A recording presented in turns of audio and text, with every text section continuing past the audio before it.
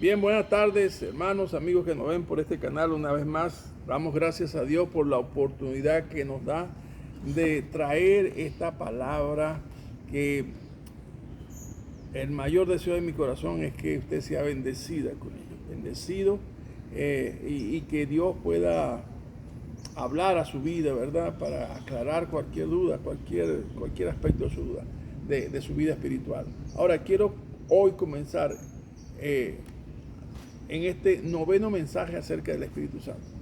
Han habido ya 9 mensajes que hablan, y usted dirá, pastor, pero ¿por qué tan insistente con el mismo tema? Amado mío, no soy yo, entienda, nunca en mi vida, con 36 años predicando, nunca he predicado un tema tan largo, tan extenso. Y entre más busco, más estudio, encuentro que hay más que hablar a la iglesia. Este es el tiempo donde Dios, por medio de su Espíritu Santo, Él habla, sostiene, enriquece, extiende su reino a través de la iglesia aquí en la tierra. Ahora bien, entremos en materia. Yo tengo saben, en los mensajes anteriores les he dicho, siempre tengo una duda, ¿verdad? En cuanto a por qué las personas cuando se dicen creyentes dudan acerca de si tienen o no el Espíritu Santo. Tienen divagan en sus mentes, ¿será sí, será no? ¿Sí? Y quieren tener una experiencia que les demuestre que realmente tienen el Espíritu Santo. Hoy quizás vayamos a abordar esto de una manera muy sencilla, pero la idea es que todos entendamos de que sí hay una evidencia para mostrar que realmente el Espíritu Santo es una realidad en nuestra vida, que no es una influencia, que no es una fuerza, que no es una sensación, que no es una experiencia, sino que es la tercera persona de la Trinidad, la tercera persona que se manifiesta para sostener, para consolar, para guiar, para revelar a la iglesia todo el conocimiento de Dios. Ese es el Espíritu Santo. Y el Espíritu Santo es exactamente de la misma esencia de Dios. Es Dios ahora, por medio de su Espíritu, manifestándose a su iglesia, a sus escogidos, a sus redimidos. Hoy quiero compartir con esto, y es que, ¿sabe? Ese divagar de la gente, ¿tendré el Espíritu, no tendré el Espíritu? Viene y sale, se va, entra. No, hermano. Mire, nosotros, la iglesia, tiene el grandísimo privilegio de que somos los únicos seres humanos en toda la historia de la humanidad que tienen la permanencia de Dios en su vida como un sello. Esto es algo que no tiene parangón, que no tiene punto de comparación con nada, ni con nadie. Tenemos la presencia de Dios por medio de su Espíritu Santo en nuestras vidas para siempre. No solamente para garantizar, ¿verdad?, que lo que prometió Él lo va a cumplir. O sea, que esto corruptible se vestirá de incorrupción y esto mortal se vestirá de inmortalidad. No solamente para eso, sino para que nosotros tengamos la capacidad de anunciar al mundo que Cristo es el Señor y el Salvador del mundo, y que hay esperanza para todo aquel que cree. Ahora, el propósito de esto, la mejor evidencia la vamos a encontrar en el propósito. La mejor evidencia de la presencia del Espíritu Santo es cuando nosotros cumplimos el propósito. Vamos a leer en 1 de Pedro capítulo 2, versículo 9, y ahí vamos a conseguir el propósito para el cual nosotros fuimos escogidos, el propósito para el cual el Espíritu Santo nos usa. Leamos con Luis este pasaje. Mas vosotros sois linaje escogido, real sacerdocio, nación santa, pueblo adquirido por Dios, para que anunciéis las virtudes de aquel que os llamó de las tinieblas a su luz admirable. Vosotros que en otro tiempo no erais pueblo, pero que ahora sois pueblo de Dios, que en otro tiempo no habéis alcanzado misericordia, pero ahora habéis alcanzado misericordia. qué tremendo mensaje está hablando ahora, no solamente el apóstol, sino el pastor Pedro. Hay cuatro características o cuatro aspectos donde él quiere recalcar quiénes somos nosotros. Dice la palabra aquí que nosotros somos un linaje que depende de qué, de una sangre, ¿verdad? Una estirpe, un linaje depende de qué, todos son de una misma sangre. Y por una misma sangre nosotros todos fuimos redimidos, ¿me entiendes? A todos se nos dio beber de la misma sangre. Así dice Pablo a los Corintios. Entonces nosotros tenemos una sangre en común, como un espíritu en común, una sangre en común, por medio de la cual nosotros hemos sido libertados, comprados, redimidos de nuestra inmunda y vana manera de vivir. Ok, entonces somos linaje escogido y ahora también somos aquellos que se presentan delante de Dios, no una vez al año, sino estamos para presentarnos a Dios permanentemente, todos los días, ¿verdad? E interceder como los sacerdotes, interceder delante de Dios por nuestras necesidades, nuestros pecados y la del pueblo. O sea que somos intercesores. El sacerdote es un intercesor. ¿Sabe? Hay algo que nosotros también debemos recordar, que nosotros a veces la forma de pensar dice que siempre estamos pidiendo. No. Deje de pedir. Haga esto. Conviértase en un intercesor. Porque Dios conoce qué necesita usted. ¿Acaso usted le está informando a Dios lo que necesita? Nosotros no le informamos a Él lo que necesitamos. Mira, vengo para que sepa que tengo necesidad. No, Él lo sabe todo. Pero ya estamos a otro nivel más alto. No somos entonces penitentes, sino somos sacerdotes. ¿Me entiende? Que estamos dejando por un lado nuestras necesidades y estamos ocupando un tiempo para interceder por otro. Dice, somos real sacerdocio. Además de eso, somos un pueblo, una nación santa. O sea, una nación santa que tiene un rey, que tiene un sistema monárquico, que tiene una legislación en su palabra y que tiene un pueblo, pero que un pueblo no es igual a los mismos pueblos de la tierra.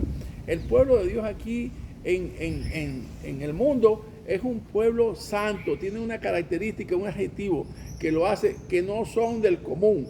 O sea, el koinos es común, cualquiera.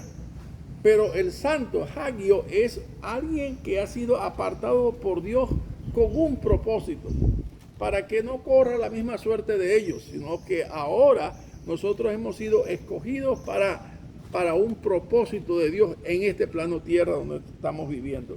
Y por último, dice que somos pueblo adquirido por Dios. Esa adquisición tiene un precio, o sea, nos hizo pueblo, nos hizo nación, nos hizo sacerdote, pero Él pagó el precio para que nosotros fuésemos un pueblo. ¿Cuál? Cristo fue a la cruz del Calvario para hacer de nosotros un solo pueblo, tanto de judíos como de gentiles. Así que el apóstol Pedro está diciendo una verdad tan grande como el océano. Aquí estamos diciendo pueblo adquirido por Dios. Pero ahora dice, todo esto que nosotros nos toca hacer como pueblo tiene un propósito. ¿Cuál? Para que anunciéis. Somos atalayas, somos anunciadores, somos testigos, somos proclamadores. Para que anunciéis. ¿Qué vas a anunciar? Las virtudes de aquel que os llamó de las tinieblas a su luz admirable. Mire, el mundo no puede hablar de Cristo si no le conoce. O sea, es vana religión hablar de alguien a quien no conocemos. Imposible. Pero usted puede hablar de Dios porque usted puede hablar de su gracia, porque usted fue objeto de su gracia.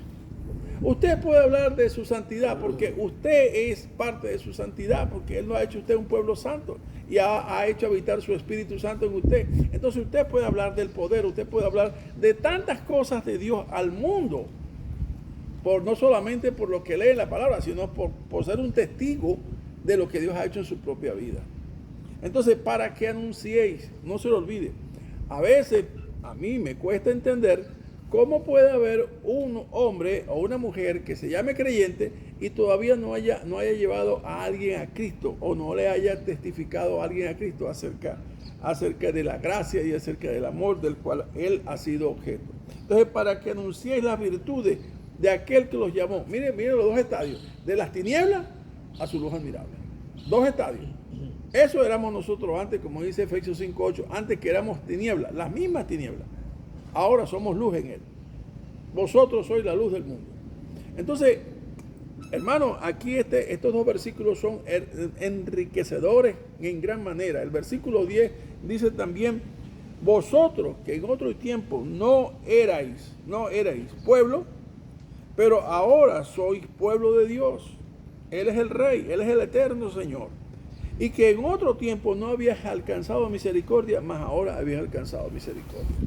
Alabe a Dios ahí donde está, dele gloria a Dios, digan gracias Dios, porque he sido objeto de tu gracia, he sido objeto de tu amor, he sido objeto de tu misericordia, cosa que yo jamás pensé que podía recibir. Hermanos, este pasaje para nosotros es tremendamente leccionador. Vamos a leer otro pasaje para que nosotros vayamos viendo cómo va siendo la evidencia del momento posterior a ser salvo. Vamos a ir a Hechos capítulo 9, versículo 17 al 20. Fue entonces Ananías y entró en la casa, y poniendo sobre él las manos dijo, hermano Saulo, el Señor Jesús, que se te apareció en el camino por donde venías, me ha enviado, para que recibas la vista y seas lleno del Espíritu Santo. Y al momento le cayeron de los ojos como escamas, y recibió al instante la vista, y levantándose fue bautizado. Y habiendo tomado alimento, recobró fuerzas, y estuvo Saulo por algunos días con los discípulos que estaban en Damasco. Enseguida predicaba a Cristo en la sinagoga, diciendo que este era el Hijo de Dios. Amados, alguien le pregunta cuál es la evidencia de que el Espíritu Santo mora en el creyente. La evidencia podemos verla en este caso de Pablo, que era un adversario, que era un enemigo. Era un enemigo. Él perseguía a todo aquel que se dijese que era creyente o seguidor de Cristo. Y dice que este hombre, luego de ese encuentro maravilloso que tuvo al mediodía cerca de Damasco con el Señor, ahora era un predicador. Ananías no sabía lo que había pasado, pero cuando él se entera dice, pero Saulo es un hombre perverso, un hombre, ya su fama se corría por todas partes, ¿cómo es que yo voy a ir? Entonces, este pasaje nos enseña de que, óigame bien, si usted quiere saber, si usted quiere ver que el Espíritu Santo mora en usted realmente, haga este ejercicio. Vaya y cuente lo que Dios ha hecho en su vida. Esa será la mejor evidencia. Esa es la mejor evidencia. Porque van a haber dos alternativas. Uno, o la gente se va a gozar y se va a alegrar con usted y va a recibir a Cristo como usted. O la gente se va a burlar de usted. ¿Me entiende? Y lo va a rechazar. Pero esas son las únicas dos cosas. Pero también hay promesas para esas dos cosas. Porque el que lo reciba, entonces usted bendiga la casa donde lo reciba. Y el que lo rechace, diga, no me rechazan solamente a mí, sino me rechazan al que me envió. Entonces a quien rechazan es a Dios. Ahora bien, ¿cuál es el problema que tenemos nosotros para testificar, o la mayoría de las personas que para emplazar a alguien y hablarle de Cristo? Le voy a decir, el problema más grave es los miedos. Es los miedos. Pero el Señor sabía que tendrían miedo, sí. El Señor sabía que tenían miedo. ¿Qué necesitaban entonces para romper los miedos? Poder. No poder humano, poder de Dios. Vamos a ir a Hechos capítulo 1. Hechos capítulo 1, versículo 6 al 9. Correcto, 6 al 9. Entonces, los que se habían reunido le preguntaron diciendo, Señor, ¿restaurarás el reino a Israel en este tiempo? Y les dijo, no os toca a vosotros saber los tiempos o las sazones que el Padre puso en su sola potestad. Pero recibiréis poder cuando haya venido sobre vosotros el Espíritu Santo, y me seréis testigos en Jerusalén, en toda Judea, en Samaria y hasta lo último en la tierra. Y habiendo dicho estas cosas, viéndolo ellos, fue alzado y le recibió una nube que le ocultó de sus ojos. ¿Cuál fue la última experiencia que tuvieron los discípulos con Cristo? Ese momento. ¿Cuál fue su último mandamiento? No se vayan de Jerusalén. Quédense ahí, porque se va a cumplir en estos días la promesa que dio el Padre acerca del derramamiento del Espíritu Santo a través del profeta Joel. Eso fue lo último. ¿Cuál es la encomienda, la última encomienda que le da? Dice, me seréis testigos. ¿Me seréis qué? Testigos. Pero hay una condición previa para ser testigo. ¿Cuál? Que el Espíritu Santo esté en la persona, porque el Espíritu Santo representa el poder de Dios en la persona. El poder de Dios que elimina los miedos, el poder de Dios que elimina el temor al rechazo, el poder de Dios que trae salvación a través del testigo que Él usa. Entonces, recibiréis poder cuando haya venido sobre vosotros el Espíritu Santo, y en consecuencia me seréis testigos en Jerusalén, en Judea, en Samaria y hasta el último de la tierra. O sea, no puede haber alguien que se llame creyente que no testifique de Cristo. Y no hay un testimonio donde no haya una invitación. Óigame, no puede evangelizar. Evangelizar es hablar acerca de la bendición de Dios para el hombre a través de Jesucristo, que puede declararlo como Señor y Salvador. Pero esa persona tiene que ser confrontada o invitada para que tome una decisión. No es un comentario, no, es una confrontación, porque a eso vamos. Tenemos que decirle, ¿le gustaría a usted esta mañana o esta tarde recibir el don de Dios a través de la fe por la gracia de Dios y recibir a Cristo y reconocerlo como Señor y Salvador? Hay dos alternativas. Va a decir sí o va a decir no. Pero eso no es problema suyo. El problema suyo es abrir la boca. Abra la boca para que el poder se desate. Eso es todo. Abra la boca para que el poder se desate. Porque de la boca viene la declaración de poder. Porque el Señor dijo, bueno, el Espíritu Santo lo va a respaldar. ¿Acaso Él no prometió? O sea, Él no va a dejar en mal a aquel que quiere ser fiel. Tú me dijiste que hablara, yo voy a hablar. Y ahí Dios va a actuar. Bueno, un ejemplo más claro. Vamos a Hechos capítulo 4. Versículos 17 al 20. Sin embargo, para que no se divulgue más entre el pueblo, amenacémosle, para que no hablen de aquí en adelante a hombre alguno en este nombre. Y llamándolo, le intimaron que en ninguna manera hablasen ni enseñasen en el nombre de Jesús. Mas Pedro y Juan respondieron diciéndole, juzgad si es justo delante de Dios obedecer a vosotros antes que a Dios, porque no podemos dejar de decir lo que hemos visto y oído. Qué hermoso, qué valor, qué valentía. Estos no eran los cobardes que estaban asustados por los judíos y los romanos que los pudieran y estaban encerrados en la casa donde estaban con el pasado del cerrojo, porque tenían temor de los judíos. Estos eran, ¿verdad? Pero ¿dónde está los de qué pasó en Hechos 1? En Hechos 1 es la promesa del Espíritu Santo. En Hechos 2, ¿cuál es? La venida del Espíritu Santo. En Hechos 3, ¿cuál es? La sanación del cojo. Ahí que se desató el poder. Dijo, no tengo plata ni oro, pero lo que tengo te doy. En el nombre de Jesús de Nazaret, levántate y anda. Y aquel cojo de nacimiento se levantó y era un hombre mayor de 40 años. Comenzaron a ver poder. Y eso no solamente eso, sino de ahí vino la predicación y la conversión de 3,000 personas. Y la gente los admiraba, se quedaban atónitos viendo que si estos eran galileos, gente del vulgo, gente común. ¿Cómo es posible que haya tanta elocuencia en su verbo y tanto poder se desate? No podemos negar que lo que le decían las autoridades, no podemos negar lo que hemos visto. Pero a ellos no les convenía que eso, porque el mismo Jesús que ellos mataron es ahora los que estos están predicando que resucitó. Entonces le intimaron para que no hablaran más, para que no, les prohibían. Ellos tenían la potestad de decir, meterlos a la cárcel, meterlos a la mazmorra, darle latigazos, darle barazos. Podían hacer lo que quieran.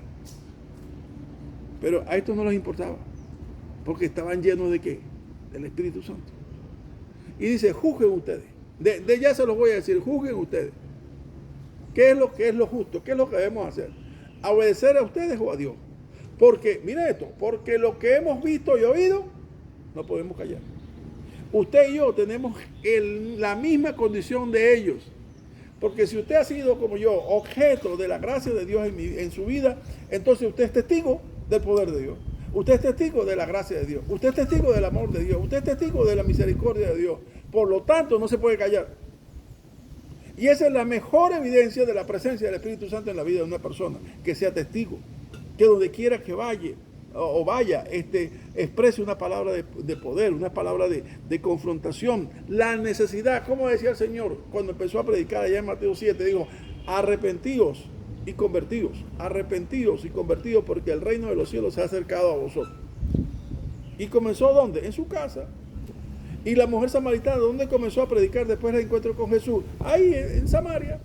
¿Y dónde comenzó a predicar el Gadareno? En Decápolis, de donde era él. Y la gente, ¿qué pasaba? Se maravillaba porque reconocían que anteriormente era endemoniado y ahora anda en su sano juicio y predicando a Cristo. Amado mío, el tiempo es corto. No pierda tiempo. Aproveche el tiempo porque los tiempos son malos y la venida del Señor está cerca. Que el Señor le bendiga donde quiera que esté y use esta palabra para darle valor y usted sea un testigo donde quiera que vaya. Esa es la mejor evidencia de la presencia del Espíritu Santo en su vida. Abra la boca y desate el poder.